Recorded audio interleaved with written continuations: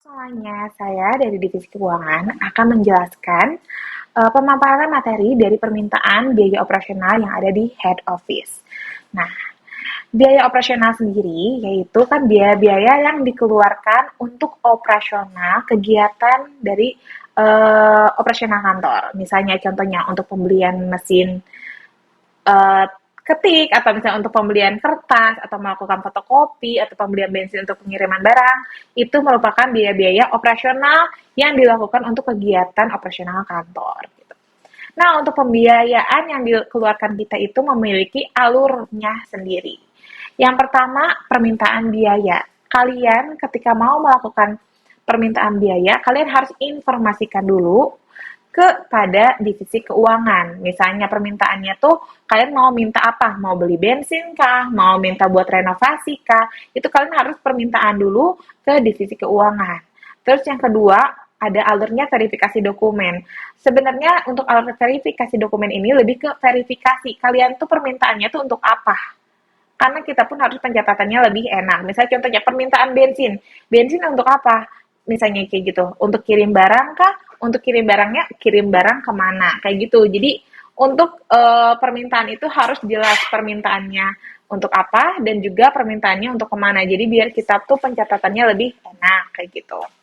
Setelah verifikasi dokumennya setelah selesai, selanjutnya kita akan melakukan pembayaran. Jadi ketika verifikasi dokumennya setelah selesai dan itu dinyatakan oke, kita akan melakukan pembayaran. Tapi misalnya untuk verifikasi datanya atau dokumennya itu pengajuannya di atas uang yang kita miliki, kita harus melakukan pengajuan atau permintaan terlebih dahulu atau pendanaan dulu untuk pengajuan-pengajuan atau yang kalian lakukan gitu.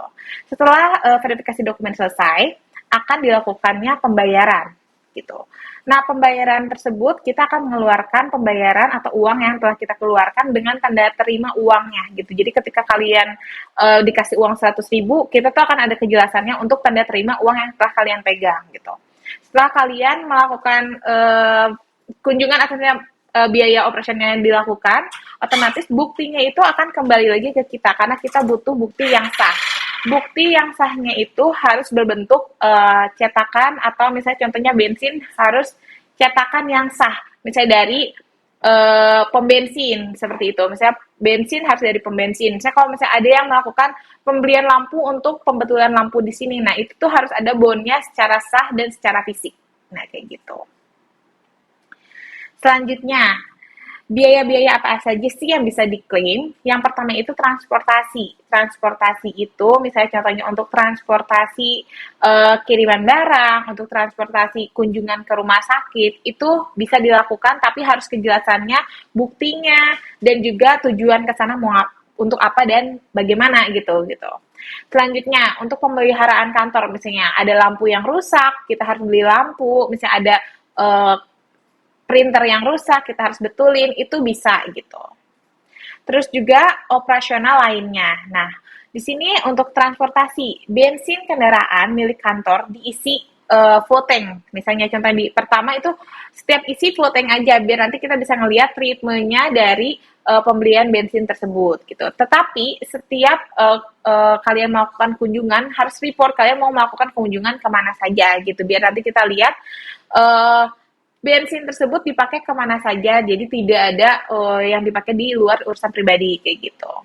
Terus untuk biaya pemeliharaan, jika ada biaya pemeliharaan misalnya yang atau pengajuan biaya operasional kantor yang nominalnya cukup besar, kalian harus melakukan pengajuan dulu ke kita dan kita pun harus melakukan pengajuan dulu yang akan dicairkan di bulan berikutnya. Jadi misalnya kalian bulan depan, misalnya bulan sekarang, aduh saya mau benerin genteng yang kira-kira biayanya 30 juta, misalnya kayak gitu contohnya.